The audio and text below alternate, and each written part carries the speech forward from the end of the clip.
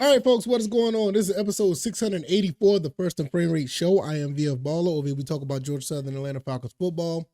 Looking at the lighting, I'm gonna have to invest in some a better camera up here. No, up here, because I look really dim over there, but I look very bright. I don't know if it's the lighting or whatever. Maybe I'll get a new bright light up here. So you guys that are watching on YouTube, I've been having an issue with this forever, or Rumble, but I'm going to work on it. I'm just going to work on it. So bear with me. But other than that, over here we talk about Georgia Southern Atlanta Falcons football. And today we're going to talk some Georgia Southern. We're going to talk about Georgia Southern's quarterback, Davis Brin. Davis Brin is having a great season overall. I mean, outside of the one game that we had at Wisconsin, I mean, this guy has been absolutely phenomenal. We're going to talk about what he can possibly do against James Madison and why I think that's going to be a high possibility. So we're going to get into all that, give you my thoughts and opinions, and we're just going to go from there. So if this is your first time here, welcome. I could be found on YouTube and Rumble. I'm also on Anchor, Spotify, Apple, and Google Podcasts. I really appreciate you guys. Don't forget to hit the like button as you start to listen to the show. Also, subscribe if you haven't already.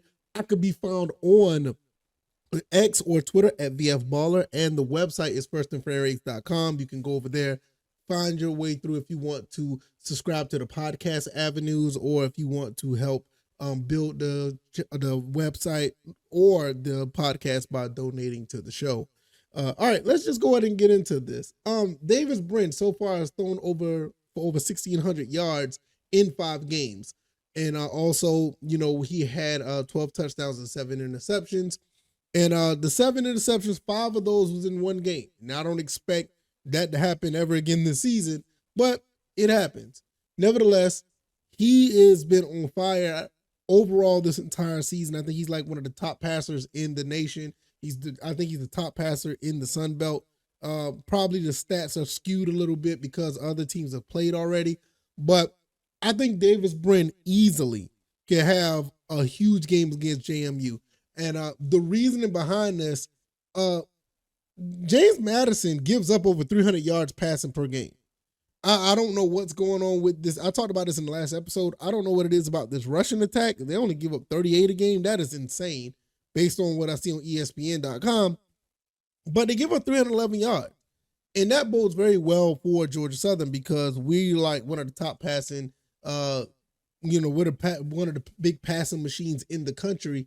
And with what we seen what happened last year, I mean, Calvin Treese threw for 578 yards, guys. I mean, he was almost at 600 yards, albeit he threw for 64 attempts, which I don't think we're going to throw that many times, but you never know. I mean, I think the last time or one time before, Davis Brin threw for he had 50 attempts, so I would not be surprised.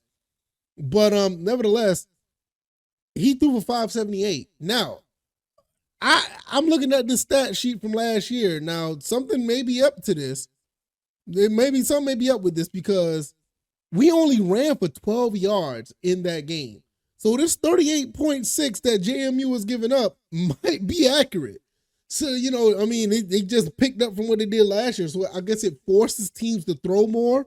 So with that 311, that's still a lot because even if you're giving up 38 a game, you would want that to be down to the 250 or below. So at 311, the secondary may be a little bit suspect.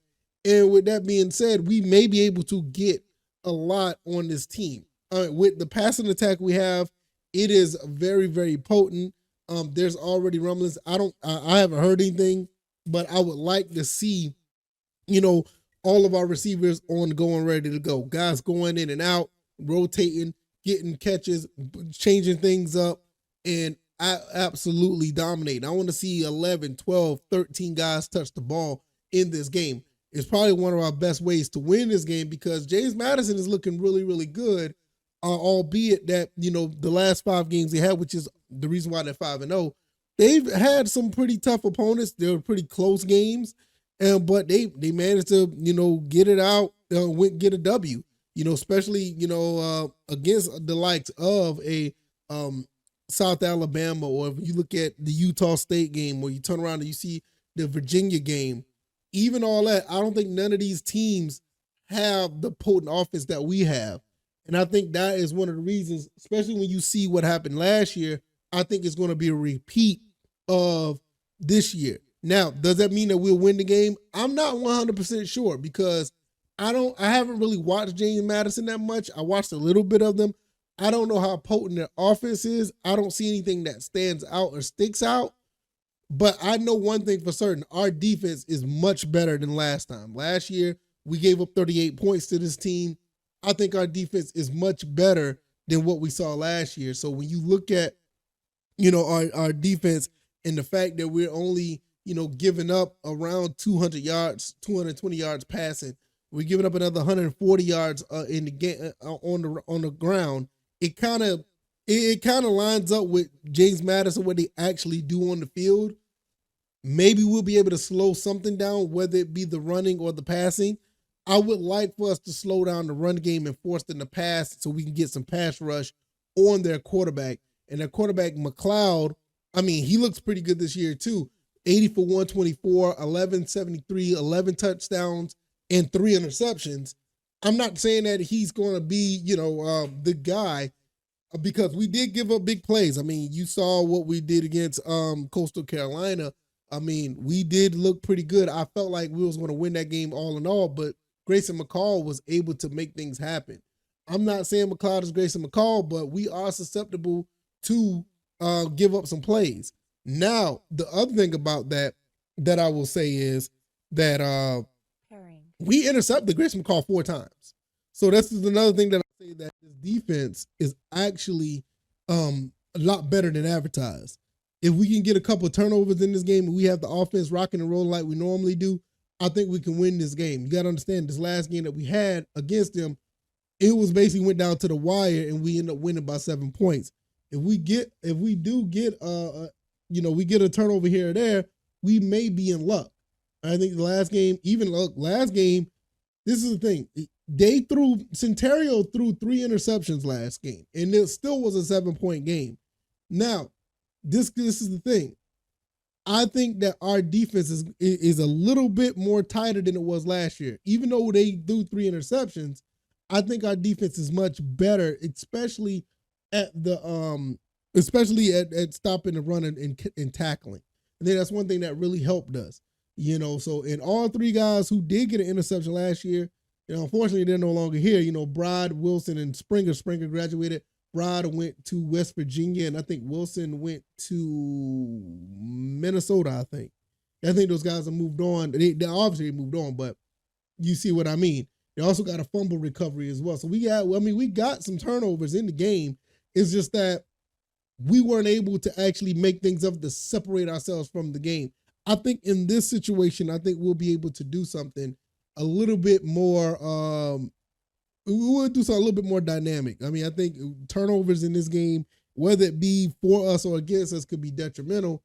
One thing I will say overall, Davis Brin has been excellent with the ball. His intermediate passing game, which I don't really like to compare these two. I think Kyle Vantrease has a better deep ball. He throws the ball down the field better. But those intermediate passes, Davis Brin has been absolutely phenomenal.